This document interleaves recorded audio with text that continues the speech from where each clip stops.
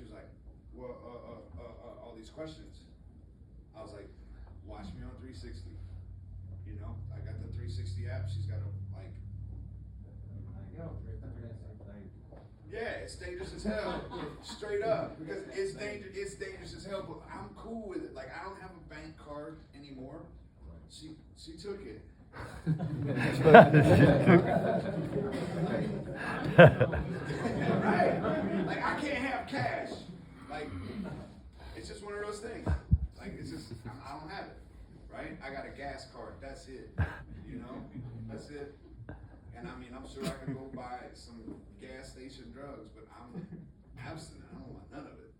You know?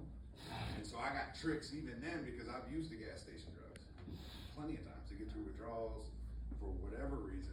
So whenever I go to a gas station, when I go get my cigarettes and my dip, I get on the phone.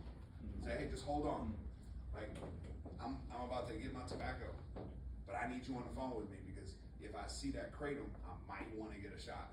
So I need you on the phone with me. So I just keep people on the phone when I walk in. Yes, sir. So now that you've been through your recovery, you want through your recovery, right? Yes, sir. So what's your purpose, man? My purpose is to be present for my family.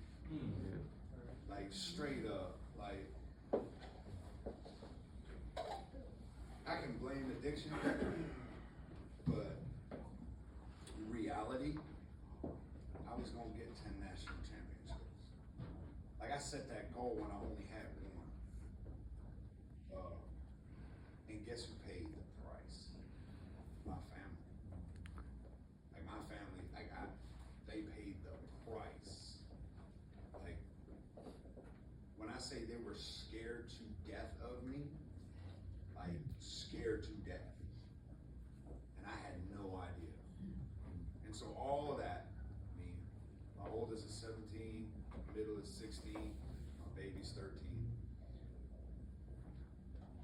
Past 4 years, they got to know me. But up until then, it was through fear.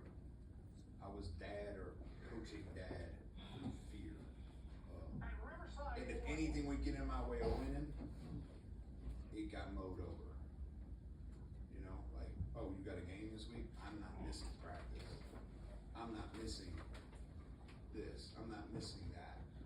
Oh, Jalen Hurts, you struggling? He stayed at the house for a month. Who paid the price? My family paid the price. You know? So that's my whole deal now, is just to be present.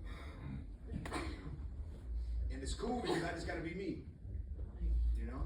Yes, sir. Since you're sober now, how do you deal with the tricks?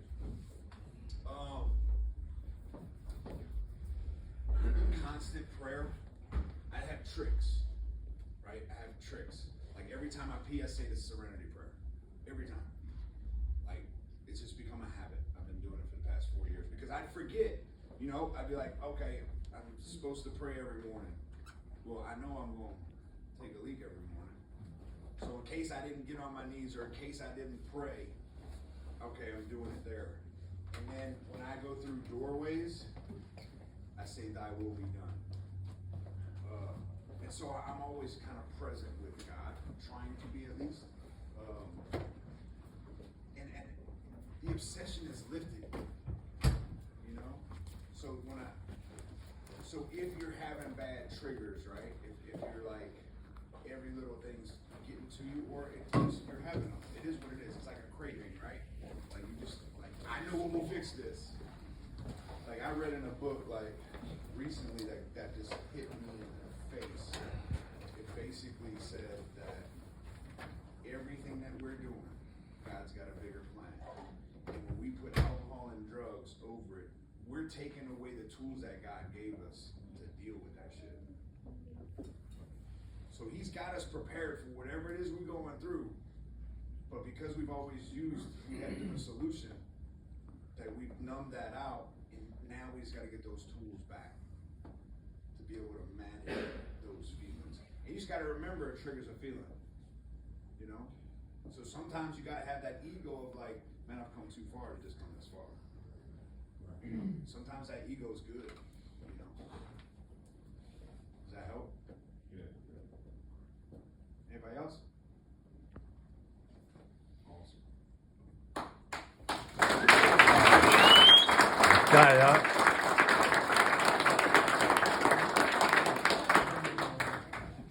So dog.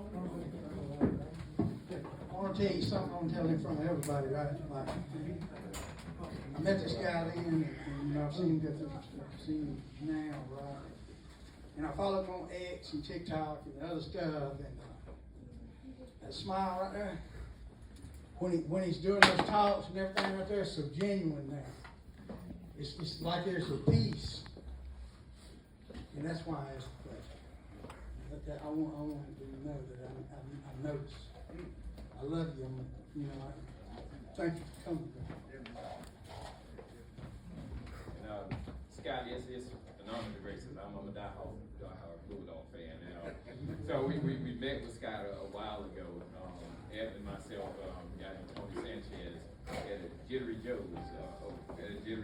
and this was prior to his most recent setback. He said, you know, I got all this going on, and it's great, but he said my heart is really with recovery, and he was struggling with finding out what his purpose was, and he was like, you know, I know if I pursue this, then I jeopardize that, and just the fact that probably at the peak of a winning space, he was questioning his purpose and his loyalty to recovery over his own success. To me, it made a huge impression, especially after I found out his pedigree and how high he was on the echelon of college football.